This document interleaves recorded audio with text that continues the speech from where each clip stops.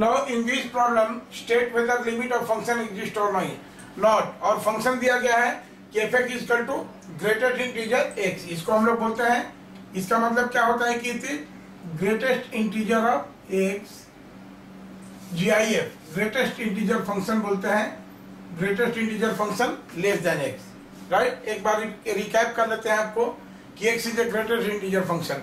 अब जानते हैं अगर इस फंक्शन का ग्राफ हम लोग खींचेंगे तो आपको मालूम होगा, और कहाँ पूछ रहा है, at x belong to integer, at x belong to integer आपको पूछ रहा है कि what is the function of what is the value of limit at integer. कोई इंटीजर ले सकते हैं, और इंटीजर क्या है, -1, 0, 1, 2, 3, निगेटिव पॉजिटिव, जो भी हम अपना ये लेंगे तो किसी भी इंटीजर पर, जैसे x इक्वल टू 0 पर कर सकते हैं, x इक्वल टू 1 पर कर सकते हैं।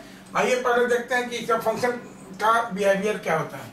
आप जानते हैं कि यहाँ से सपोज दिस इज 1, 2, 3 और इस तरह से बढ़ते जा रहा है ये, तो इसका वैल्यू क्या होता है कि जब ये फंक्शन लाई करता है, मतलब आप जानते हैं कि ग्रेटेस्ट इंटीजर फंक्शन का वैल्यू क्या होता है, व्हेन दिस 0 लेस और equal to greatest integer x less than 1, जब इस रेंज में होता है तो ग्रेटेस्ट इंटीजर फंक्शन का वैल्यू क्या होता है, greatest integer is equal to 0, right.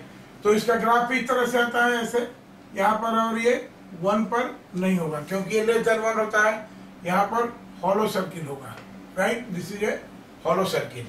फिर यहाँ पर जब 1 के आगे की बात करेंगे तो 1 लेस और equal to greatest integer x less और इक्वल टू 2, यहाँ पर इसका वैल्यू क्या होता है, इट इज इक्वल टू 1। तो यहाँ से चलिए दिस इज 1,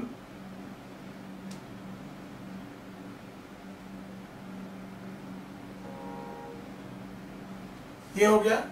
सिमिलरली इसके आगे ये चला जाता है, फिर यहाँ से 2 हो जाएगा 3 के आगे, यहाँ से यहाँ तक दिस इज 2, और इस तरह से ये बढ़ते जाता है, और फिर यहाँ पर -1, राइट, तो यहाँ पर ये हो जाएगा -1, और फिर यहाँ -2, तो ऐसे बढ़ते हुए जाएगा this is -2। Now this is graph of greatest integer function, जिसको हम डिफरेंट कलर से ही कर देते हैं, this is graph of greatest integer function.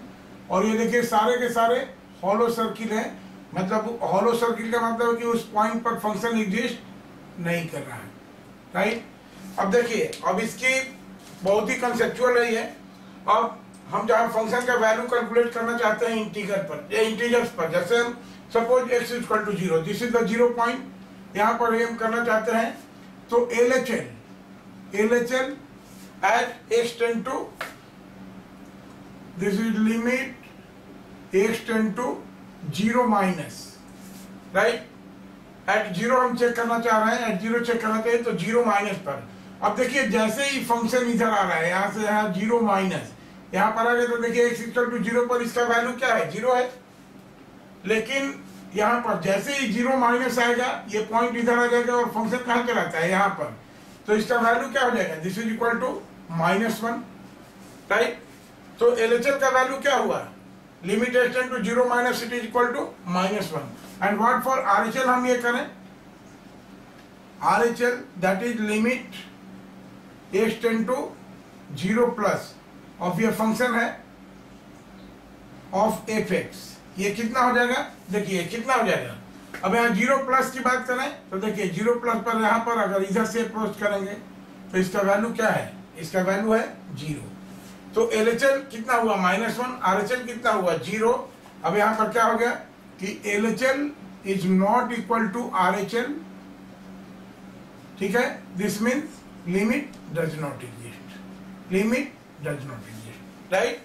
तो देखिए हमको जहां भी कंटिन्यूअस पॉइंट, जहां भी कंटिन्यूटी फंक्शन की चेंज होती है, जहां बिहेवियर चेंज होता है, वहां पर हम लोग लिमिट चेक करते हैं। ओके।